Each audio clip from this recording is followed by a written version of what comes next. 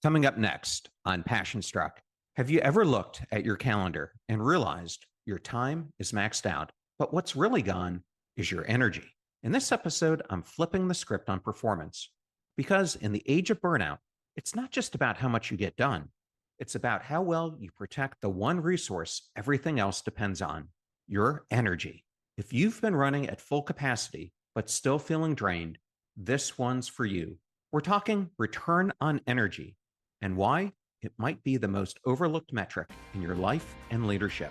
Welcome to Passion Struck. Hi, I'm your host, John R. Miles, and on the show, we decipher the secrets, tips, and guidance of the world's most inspiring people and turn their wisdom into practical advice for you and those around you. Our mission is to help you unlock the power of intentionality so that you can become the best version of yourself. If you're new to the show, I offer advice and answer listener questions on Fridays. We have long-form interviews the rest of the week with guests ranging from astronauts to authors, CEOs, creators, innovators, scientists, military leaders, visionaries, and athletes. Now, let's go out there and become Passion Struck. Hey everyone, and welcome to episode 618. I am so grateful you're here, investing in your growth, your healing, and your pursuit of a life that truly matters. Whether you're building a company, healing from burnout, or simply trying to reconnect with who you are, this is the place where we explore the mindset, habits, and systems that support lasting transformation. Now, a few quick updates. The Ignited Life, my new Substack, is now live. Each week in it, I go beyond the podcast, sharing tools, stories, and reflections you won't find anywhere else. And now it's also the home of our brand new merchandise line, gear designed to reflect the Passion Struck mindset. You can check it all out at theignitedlife.net, or of course, you can go to passionstruck.com. And if you haven't yet, head over to our YouTube channel. We're posting full episodes, exclusive clips, and behind-the-scenes content every week. Just search Passion Struck with John R. Miles on YouTube or hit the link in the show notes. And before we dive in, one quick look ahead. Next month, we're opening a new theme here on Passion Struck, the art of connection. I'll be exploring how we build meaningful relationships in our leadership, our lives, and our inner world. And we're kicking it off with none other than Dr. Jon Kabat-Zinn in a powerful conversation on presence, attention, and the heart of human connection. Now, this month, we've been honoring mental health awareness by shifting the conversation, not just talking about mental illness, but exploring what it really takes to design a mentally sustainable life.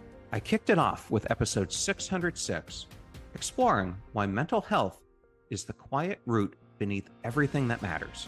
Then, in episode 609, I shared 5 foundational habits that anchor you in uncertainty.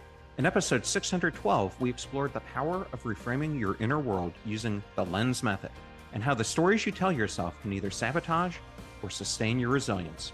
And in last week's solo episode, I introduced the home framework, a new way to think about mental health as an ecosystem, not just as a checklist.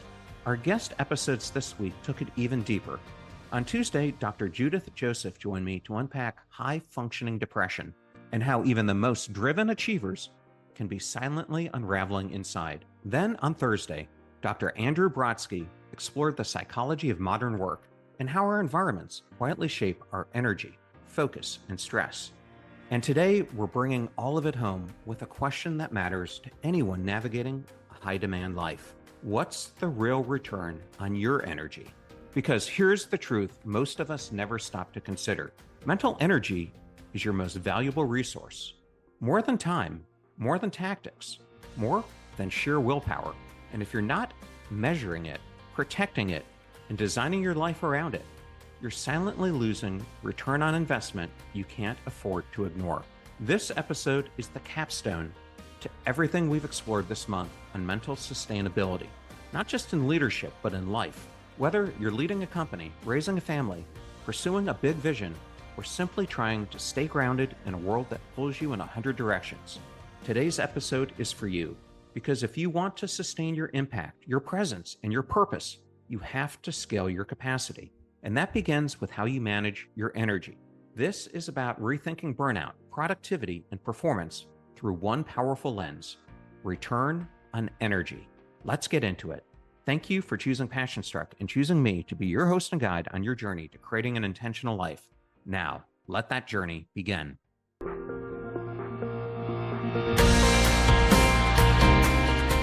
Today, I want to talk about a recent guest, Joseph Nguyen. And when Joseph sat across from me, he looked like someone who had it all figured out. I mean, he's a #1 New York Times bestselling author. By every external measure, he was thriving, a corporate career, productivity dialed in, a library of self help practices, and a therapist on speed dial. But as he told me, there was a moment where it all cracked open, not in a dramatic, rock bottom kind of way, but in a slow, invisible erosion. He was showing up, getting things done, doing all the right things. But inside, he felt numb. Anxiety hummed under the surface. Achievements felt hollow. He was exhausted, not from doing too much, but from being at war with himself. I didn't realize how much energy I was spending, Joseph told me, just trying to fix what I thought was wrong with me. The turning point didn't come from more effort. It came from letting go of the mental war, from seeing his thoughts not as truth, but as patterns, from reclaiming the emotional energy he had unknowingly invested into shame, overthinking, and self judgment. And that's the moment everything shifted. He wrote about it in Don't Believe Everything You Think, and it resonated with millions because so many high achievers live in the exact trap. They look fine, they perform well, but under the surface, they're bleeding energy into stories that drain them. That conversation hit me deeply because I've been there too. Years ago, I had what I now call a visionary arsonist moment. I looked around and realized I was building things that didn't reflect who I was. I was producing, leading, succeeding, but I was burning through energy at a rate that wasn't sustainable. Not because I lacked discipline, but because I was betraying parts of myself every day in the name of optics, outcomes, and external expectations. It cost me in focus, in clarity, in creativity. And for CEOs, founders, leaders, and even parents, it's an especially quiet erosion. You don't just manage tasks, you manage people, vision, culture, and care. And when your inner world is in tension, every external decision becomes harder, it becomes slower, it becomes heavier. That's why this episode matters, because the greatest loss in burnout isn't time, it's energy. And until you start noticing that loss, not in hours, but in how you feel, you can't begin to shift it. So today, I'm going to unpack something that affects all of us, whether you're running a business, caring for others, or simply trying to stay steady in a world that moves fast. I'll redefine ROI, not just as return on investment, but as return on energy.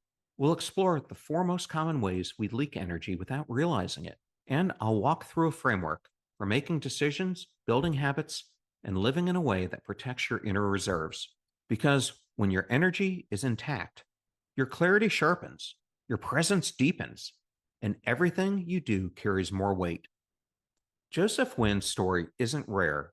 It's the invisible erosion happening inside boardrooms, startups, studios, classrooms, and living rooms every day. And the reason it's so hard to name is because we've never been taught to measure energy. So let's start with a hard truth. Most high performers don't burn out from doing too little. They burn out from doing too much of what quietly costs them. It's easy to measure your schedule, your output, your accomplishments. That's traditional ROI, return on investment. You pour in time, money, attention, and you measure what comes out, results, recognition, awards, reach. But what we rarely measure and what matters most in the long game is return on energy. So that begs these questions. How much clarity do you get for the energy you spend? How much alignment exists between what you do and what fuels you? And how many decisions are made from your center versus from exhaustion, fear, or people pleasing?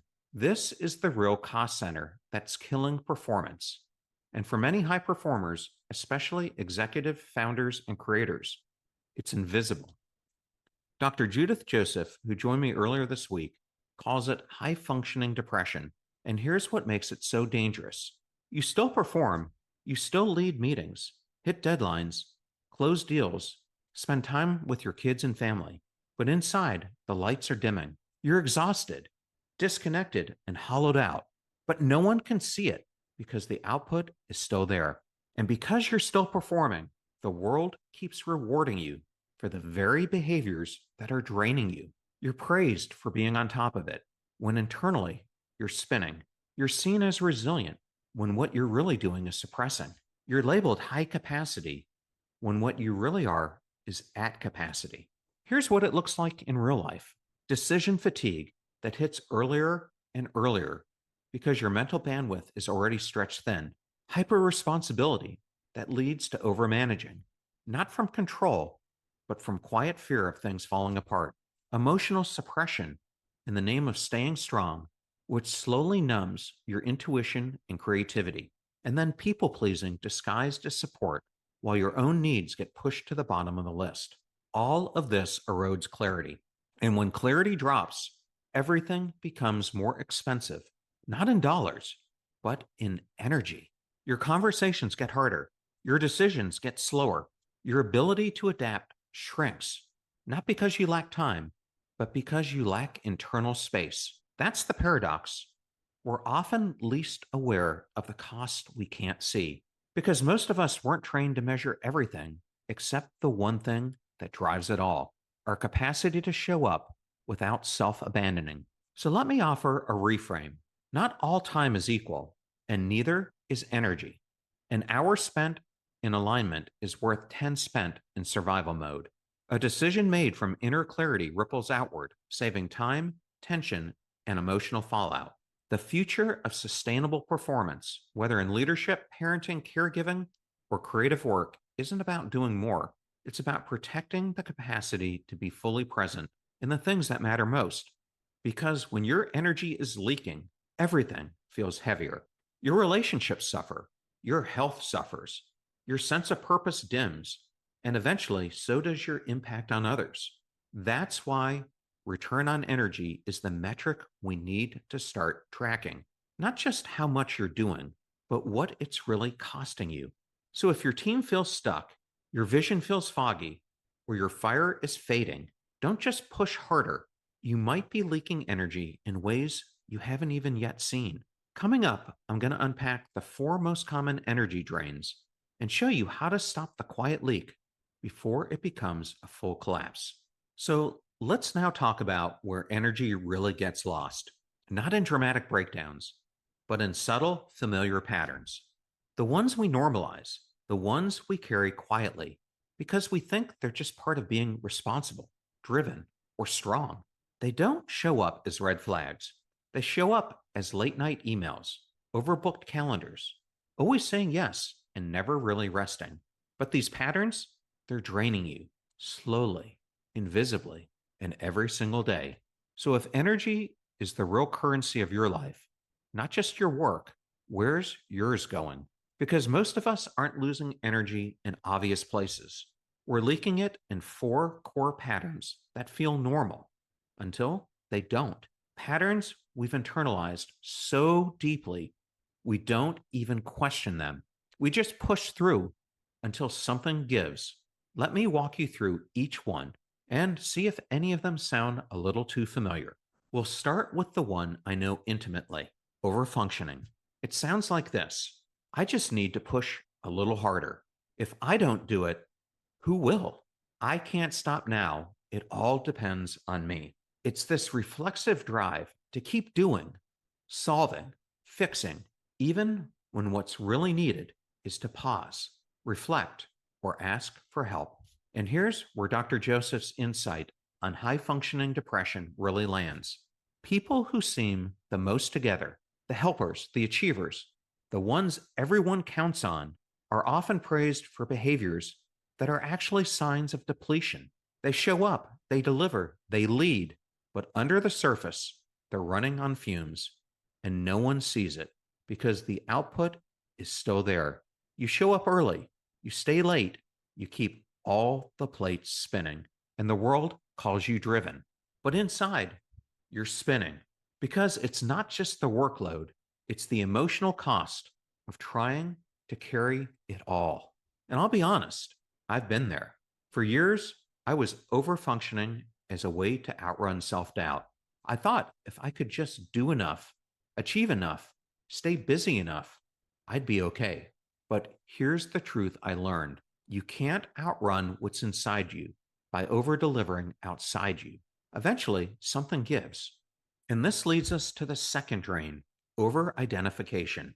It sounds like ambition, it looks like commitment, but here's what's really happening: your sense of self starts to fuse with your output.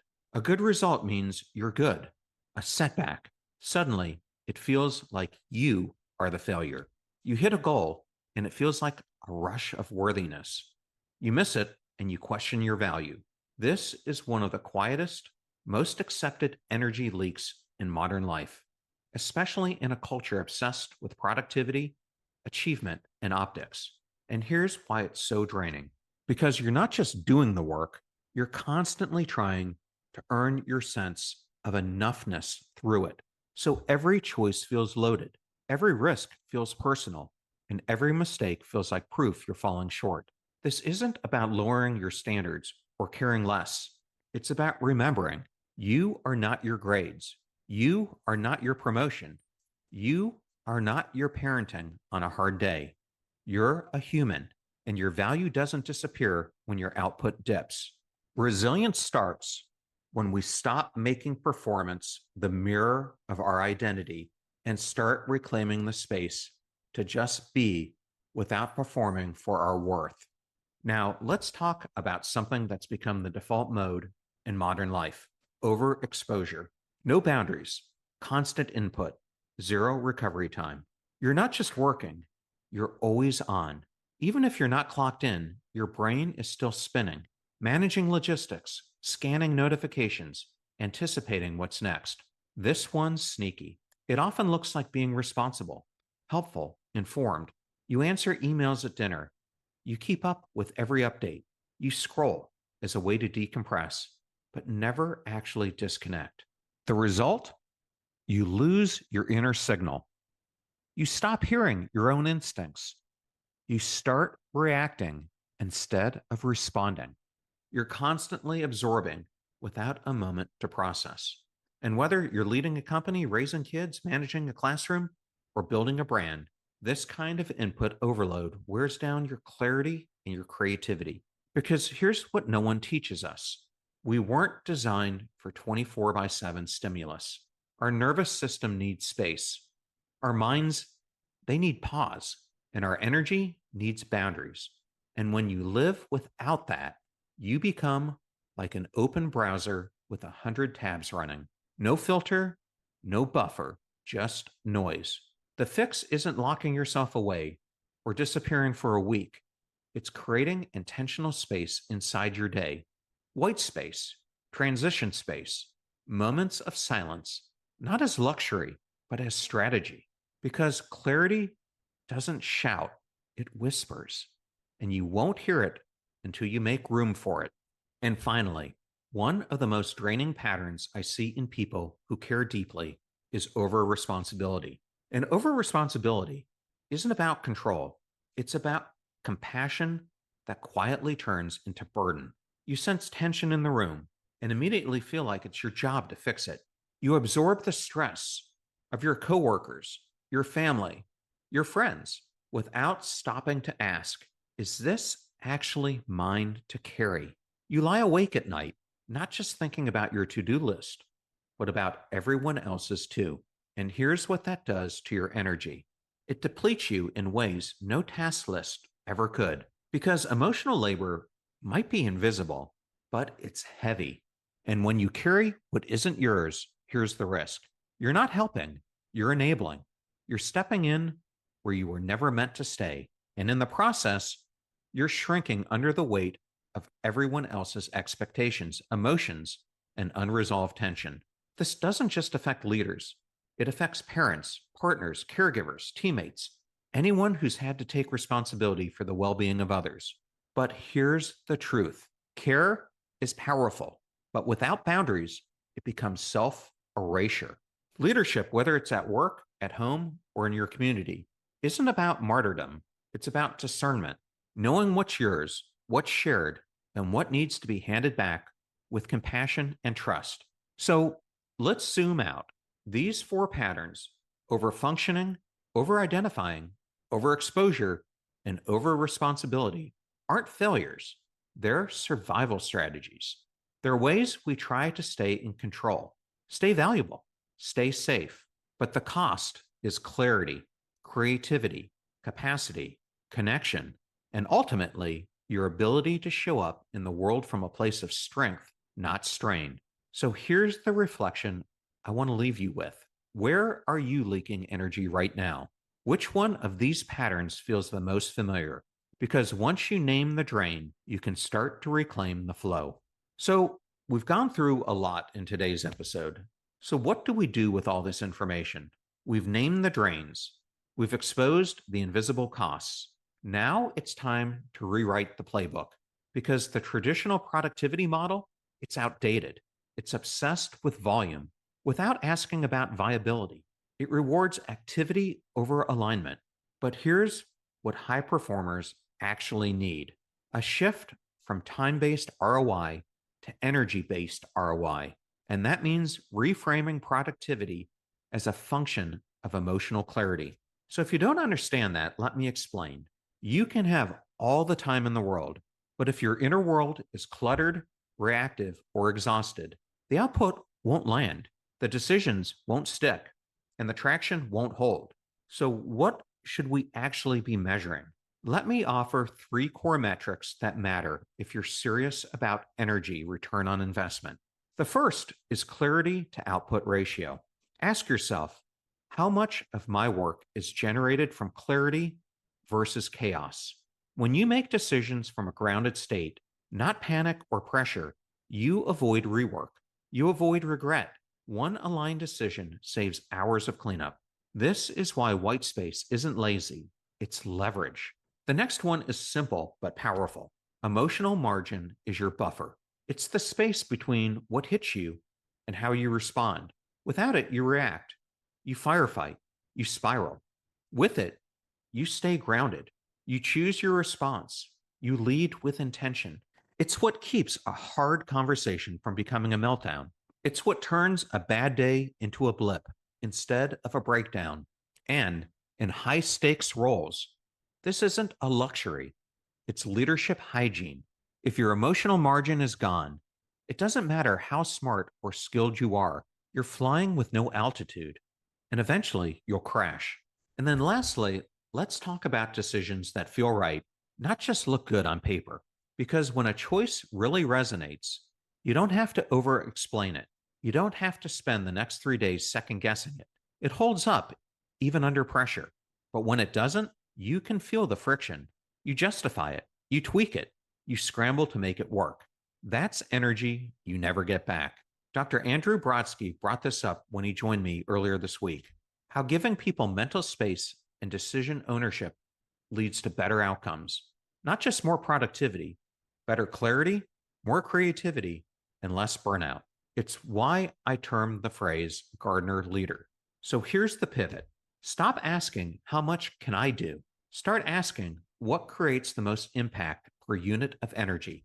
Because when you shift that question, your decisions change, your strategy changes, you change.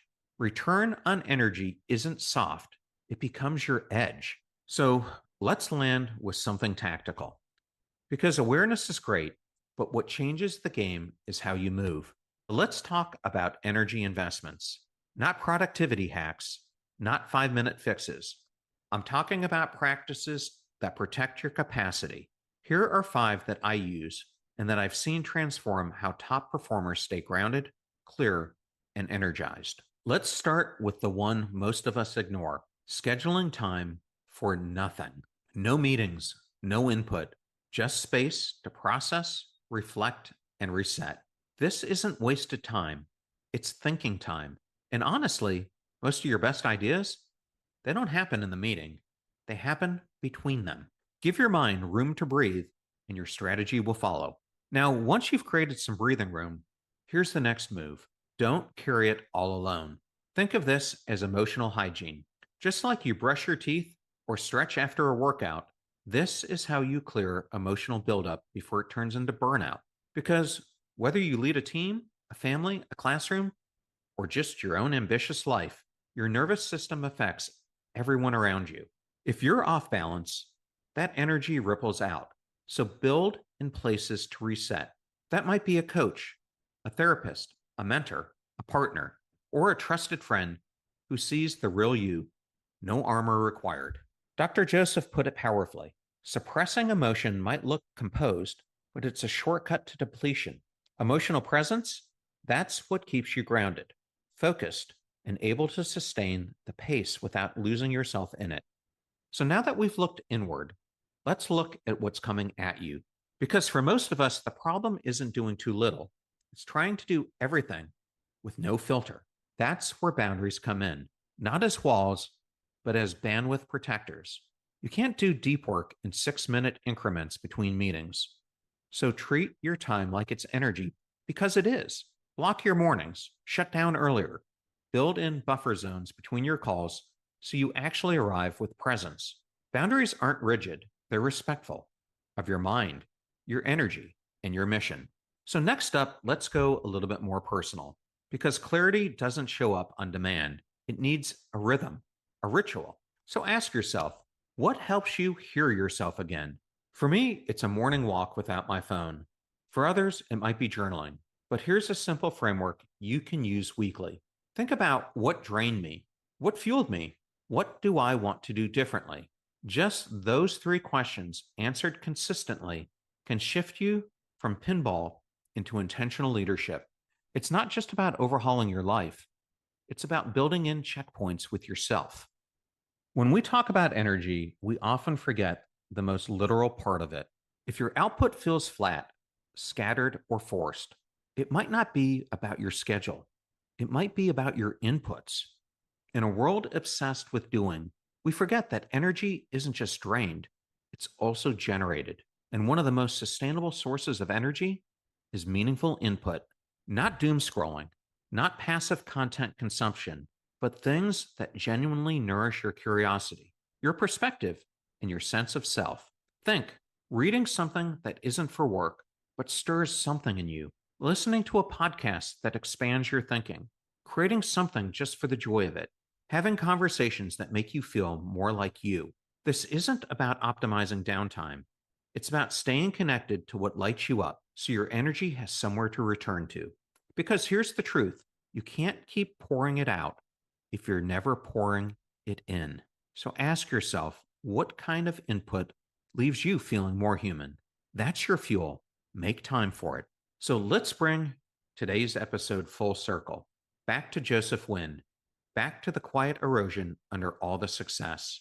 He wasn't burned out from doing too little. He was exhausted from carrying too much of what wasn't his, from judging every thought, from performing his way through pain. And the breakthrough didn't come from a better system or another tool. It came from reclaiming his energy from the inside out. It came from realizing this: you don't scale your life by squeezing more in. You scale it by leaking less. That's why this shift matters. Because the truth is, your mind knows what matters, but your energy, that's what actually builds it. And if you're constantly operating at capacity, reacting from depletion, running on borrowed bandwidth, your ideas don't get sharper, they get stuck. Your vision doesn't expand, it shrinks. And the future you're building, it starts to blur. So here's the invitation I want to leave with you. I'm going to give you a simple but powerful prompt. If I had just 10% more clean energy every day, what would I redirect it towards? Now ask yourself, what decisions would get easier? Would you finally finish that project? Would you show up more present at home? Would you lead with clarity instead of control? Your answers to these questions will show you where to start, because protecting your energy isn't a luxury, it's leadership hygiene, and it's the future of meaningful productivity. And that's a wrap. If this episode sparks something for you, share it with someone who needs to hear it, someone who carries more than they show, someone who needs the reminder. Energy is not unlimited, but it is reclaimable. For more tools like this, don't forget to subscribe to The Ignited Life, our weekly Substack with stories, frameworks, and tools designed to help you live a life that reflects who you are. Check out our YouTube channel for full interviews, behind the scenes content, and exclusive leadership insights. And yes, we've got merch, gear that reflects the mindset of living passion struck. You can find it at passionstruck.com. And as we wrap Mental Health Awareness Month, I want to thank you for being part of this journey. Every episode this month was designed to build towards something deeper, not just managing life, but living it with integrity and alignment. And starting next week, we open a new chapter. Our theme for June is the art of connection. And we're starting where all real connection begins, with presence. John Kabat-Zinn joins me next Tuesday for a beautiful, grounded conversation on attention, awareness, and what it means to truly be with the people and moments that matter. We already have this superpower called awareness. And yet when we go to school, all we're taught is how to think. And thinking is a great superpower, and it's given rise to science and everything else. But actually, even a lot of the science comes out of the moments before the thinking sets in, where you have a nonverbal realization, an aha moment where you see things that no one else has seen up to that point. Then you win the Nobel Prize, or everybody thinks, wow, what a great insight. And sometimes mindfulness is even called insight meditation, but it's not something you do. It's something you learn to inhabit that's already yours, and that's awareness. Until then, notice more, connect with what's real, and live life passion struck.